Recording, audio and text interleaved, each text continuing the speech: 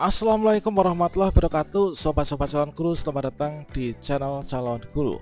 Tentunya teman-teman, bagi kita guru honorer entah itu P1, P2, P3 maupun juga pelamar umum, di sini kita menantikan untuk nanti kita mendapatkan penempatan ya pada seleksi P3K Guru tahun 2022 yang pada untuk penempatannya nanti akan dilakukan pada tahun 2023. Ini tepatnya pada bulan Februari nanti. Nah, berikutnya kita akan berbagi update informasi terkait tentang pengumuman sekolah penempatan P3K Guru tahun 2022 yang tentunya nanti untuk jadwalnya ini adalah dimulai dari tanggal 2 sampai tanggal 3 ya, untuk pengumuman hasil seleksi yang nanti akan dilakukan secara serentak untuk P1, P2, P3 dan juga pelamar umum. Setelah itu nanti kita mengikuti alurnya sehingga nanti kita bisa usul penetapan NIP3K dan mendapatkan SK P3K. Nah, dalam pengumuman sekolah penempatan P3K Guru 2022 ya, kita kira untuk kategori guru honorer yang dikatakan aman dan juga siap pemberkasan itu yang seperti apa? Apakah P1 semuanya, P2, P3, P4? Ini bagaimana? Silahkan simak video ini sampai selesai. Namun sebelum kita lanjutkan, perlu saya ingatkan, bagi teman-teman yang mungkin baru pertama kali menemukan channel ini, silakan klik tombol subscribe-nya dan aktifkan notifikasi loncengnya, sehingga nanti jika ada update video terbaru, teman-teman tidak akan ketinggalan informasi. Baiklah sobat-sobatnya, untuk yang pertama yaitu pengumuman untuk sekolah penempatan pelamar prioritas 1. Seperti yang kita ketahui bahwa telah diklasifikasikan oleh Kemdikbudristek bahwasanya di sini dipaparkan data ya, yaitu kategori guru honorer yang mendapatkan kuota di tahun 2022 kemudian belum mendapatkan kuota serta belum dapat ditempatkan. Nah, tentunya di sini nanti ada yang ditempatkan di sekolah induk, ada juga yang ditempatkan di sekolah non induk ya, dalam satu instansi.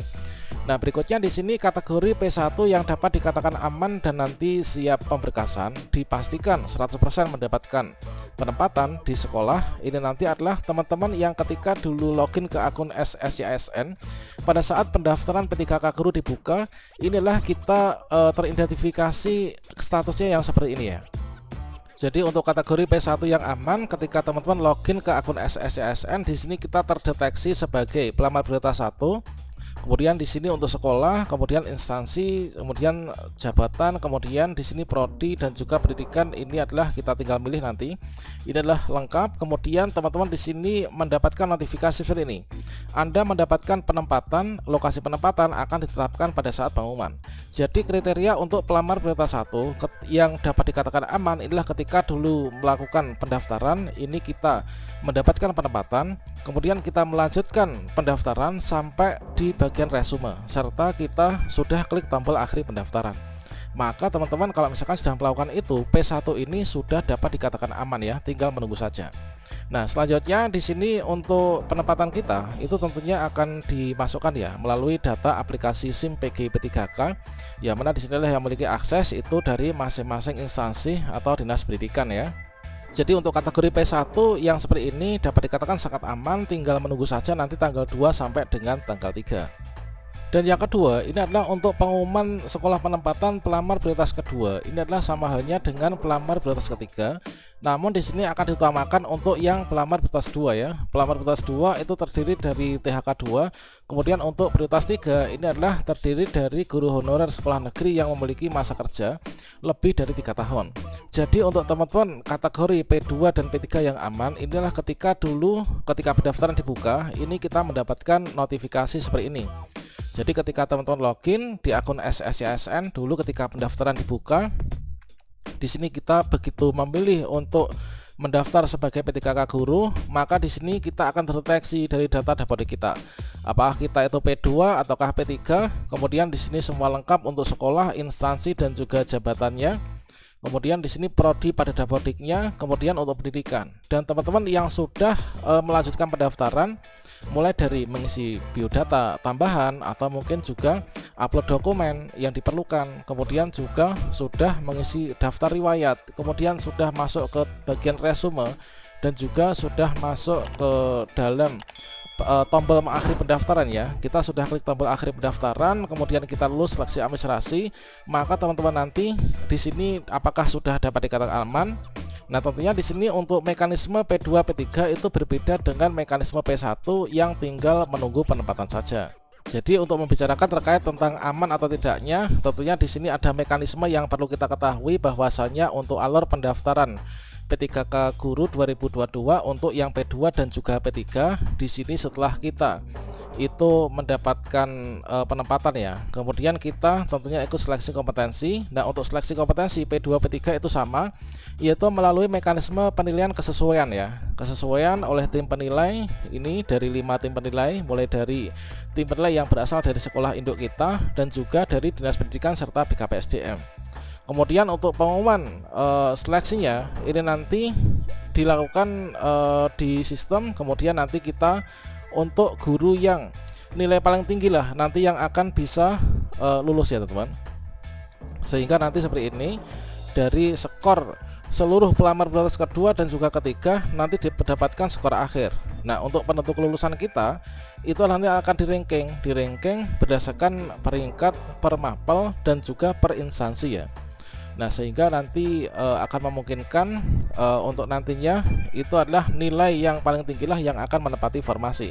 Seperti yang ada pada simulasi di layar monitor bahwasanya di sini jikalau dalam satu instansi misalkan hanya ada 2 kebutuhan, kemudian ada 4 guru honorer, maka nanti di sini jika kita ini adalah dari pelamar yang dapat nilai tertinggi lah nanti formasinya ini akan dipindahkan ya. Kalau misalkan kita tertinggi di sekolah kita ada formasi, kita ditempatkan di sekolah kita. Kalau misalkan tidak, maka nanti formasinya lah yang akan dipindahkan mengikuti mengikuti guru honorer yang dapat nilai paling tinggi. Kemudian juga seperti yang ada di sini, ini nanti akan ada pemenang ya. Akan ada pemenang dari seluruh guru honorer yang sama-sama mengikuti seleksi observasi atau verifikasi kesesuaian. Nanti memang kita itu tidak bisa menggeser guru induk dari sekolahnya, namun formasinya itu yang nanti akan mengikuti. Kalau misalkan terjadi kelebihan guru yang ada di sekolah guru P2 P3 yang mendapatkan nilai paling tinggi, maka formasi yang dipindahkan ke sekolah yang di sana itu nggak ada guru honorernya namun terdapat kebutuhan, sehingga pemenangnya nanti yang akan dipindahkan ya. Namun di sini untuk jenjang jabatan yang sama. Nah, selanjutnya di sini manakala terjadi kondisi yang seperti ini, yaitu misalkan saja terdapat 2 kebutuhan, kemudian ada 6 guru honorer P2 P3 semua mengikuti seleksi verifikasi kesesuaian yang ada di sekolah masing-masing. Berikutnya nanti dari pemenang ini kalau misalkan kelebihan guru meskipun dia itu nilai paling tinggi tidak bisa menempati formasi dan tidak bisa menggeser formasi ya. Tidak bisa menarik formasi dari sekolah lain dikarenakan terjadi kelebihan guru di sekolah kita, sehingga yang menjadi pemenang tetap yang peringkat yang kedua teman-teman. Nah, selanjutnya untuk pengumuman sekolah penempatan untuk pelamar umum, tentunya nanti teman-teman untuk pelamar umum ini adalah ketika dulu melakukan pendaftaran login ke akun SSCASN. Di sini kita bisa memilih formasi dan juga kita ini bisa melakukan mengakhiri pendaftaran pada bagian resume. Tentunya juga di sini kita memilih formasi sisa ya yang masih ada, ini kita pilih. Selanjutnya nanti kita ikut seleksi kompetensi yaitu melalui cat UNBK. Untuk passing grade-nya, jumlah soalnya silahkan simak pada video sebelumnya. Untuk pelamar umum ini sudah keluar ya. Di sini nanti kita ikut seleksi cat UNBK dengan menjawab soal-soal kompetensi teknis ya sesuai dengan mapel masing-masing. Kemudian ada manajerial, sosiokultural, wawancara. Kemudian passing grade-nya silahkan cek pada video sebelumnya. Oke, demikian terkait tentang aman atau tidaknya untuk penempatan kita. Ini adalah terjadi banyak indikator yang seperti itu tadi. Namun kita perlu berdoa ya, semoga nanti kita bisa lolos semua di tahun ini, diangkat menjadi ASN P3K.